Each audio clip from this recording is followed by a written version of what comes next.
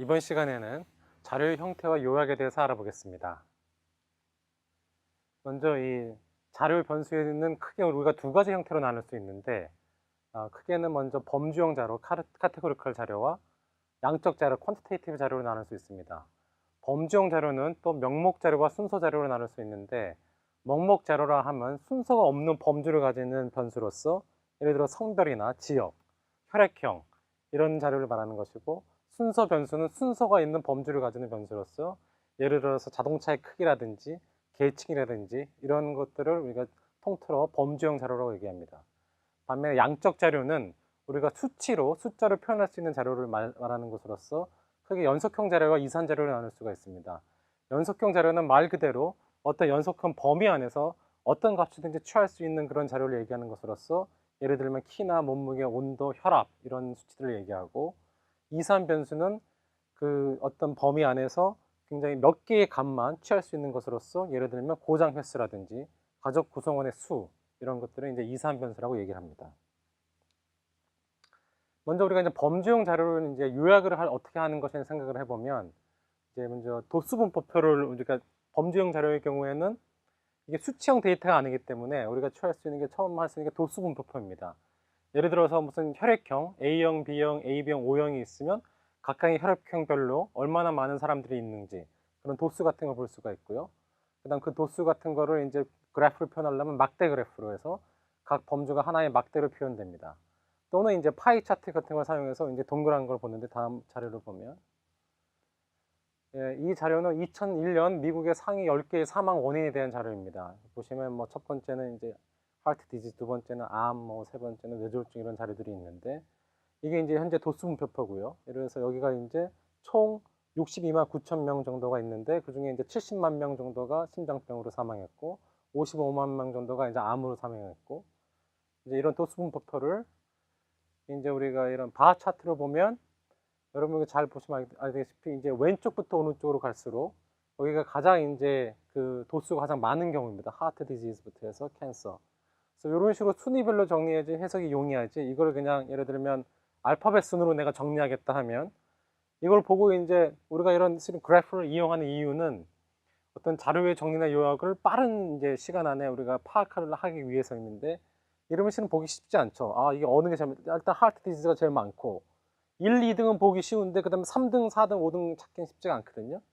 그래서 원자료를 돌아가 보면 이런 식으로 정리하는 게 사람들이 이제 훨씬 이런 자료를 파악하기가, 빠른 시간에 파악하기가 이제 쉽습니다. 그 다음 나오는 게 이제 사람들이 흔히 많이 사용하는 파이 차트인데, 저는 실은 파이 차트보다는 이런 바 그래프가 더 좋은데, 왜냐하면 사람들이 눈이 이런 길이의 차이는 굉장히 구분하기 쉽거든요. 반면에 이런 어떤 각도의 차이는 이 파이 차트 같은 게 괜찮아요. 왜냐하면 이제 몇 퍼센트인지 우리가 여기 표현을 해줬으니까. 근데 그런 표현 없이 그냥 하고 있으면 사람들이 눈이 각의 차이는 보기 쉽지 않기 때문에 파이 차트 괜찮으면 바 차트를 더 많이 이용해서 좋습니다. 그 다음에 양쪽 자료의 요약인데, 양쪽 자료의 요약은 우리가 이런 범주형 자료 요약보다 훨씬 다양한 그런 그래프나 이제 수치형으로 표현할 수가 있는데, 그래피컬 요약을 보면 다플랫이나 스탬플랫, 히스토그램, 박스플랫, 라인 그래프 등 여러 가지가 있습니다. 근데 이런 그래프를 통해서 우리가 무엇을 보려고 하는 거냐면 전체적인 분포의 패턴과 그 다음에 뭐 어떤 특정 이상치들이 있는지 그런 걸 이제 우리가 보려고 하고요.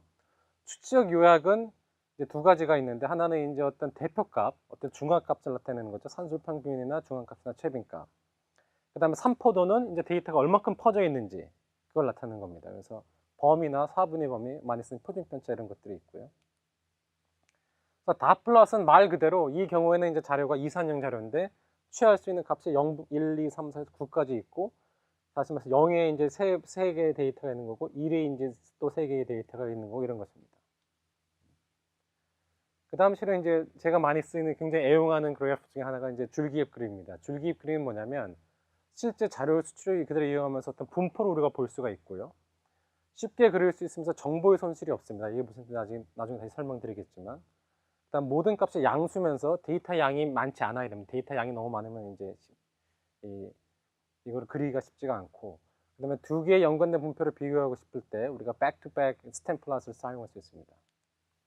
우리 예를 들어서 보면 이게 이제 이슬람 그 국가들의 이제 실제 글을 얼마큼 읽을 수 있는지 그 퍼센티지를 나타내는 건데, 그게 이제 여기 보시면 이제 여성과 남성에 대해서 이제 글을 읽을 수 있는 퍼센티지죠. 이렇게 보면 예를 들면 예멘 같으면 굉장히 차이가 나고요.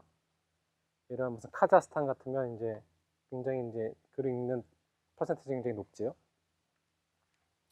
이거를 이제 우리가 스테멜 플러스 이제 그려보겠습니다. 이제 여성에 대한 건데 우리가 첫 이제 이게 줄에는 뭘 그리냐면 그 아까 나온 그 퍼센티지에서 여성들을 보면 숫자가 29, 70, 70, 38에서 99까지 가죠.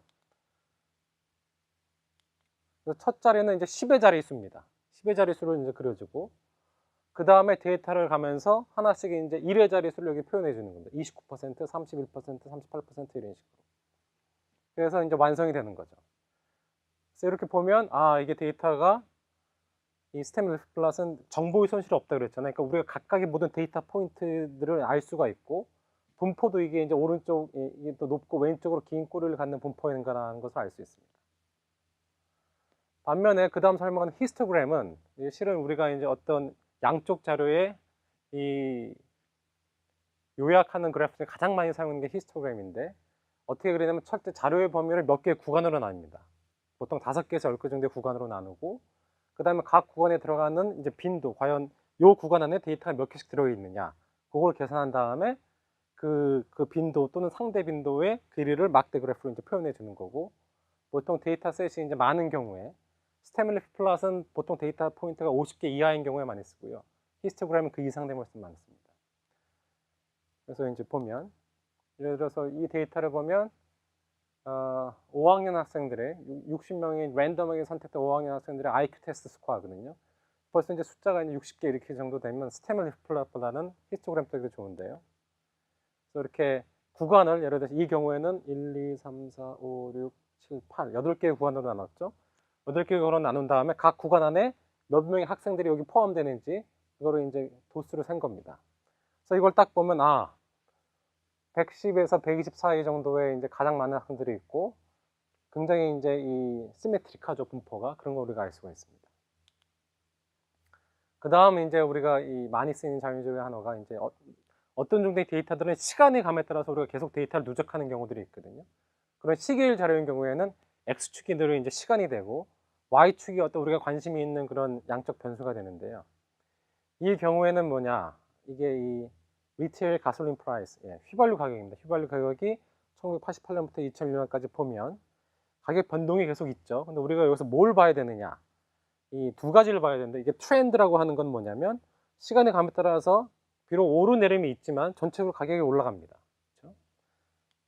반면에 또 뭐가 있냐면 시즈널 베리에이션이라고 그래갖고 이게 어떤 예를 들어서 여름철에 뭐 휴가가 많으면 이 휘발유 가격이 올라가고 겨울에서 이 내지는 이렇게 휘발유에 대한 소비가 이제 수요가 줄어들면 당연히 이제 가격도 내려가고 하는 이런 시즈널 베리에이션을 볼 수도 있습니다.